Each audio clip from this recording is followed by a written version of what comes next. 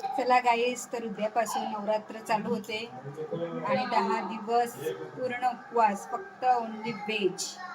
तर आज नॉनव्हेज मध्ये काय स्पेशल केले ते बघूया. तर आज केलंय पॉपलेट्स. पॉपलेट्सचं कालवण केलंय. वाव, माय फेवरेट माकड्यांचा खिमा. तो पण घेते.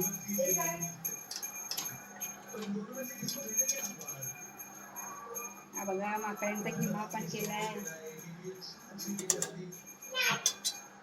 आणि त्यासोबत फ्राय मच्छी तर पाहिजेच.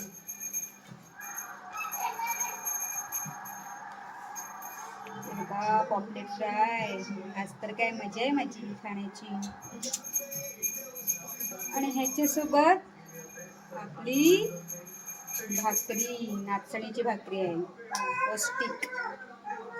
चला जेवायला जाऊया.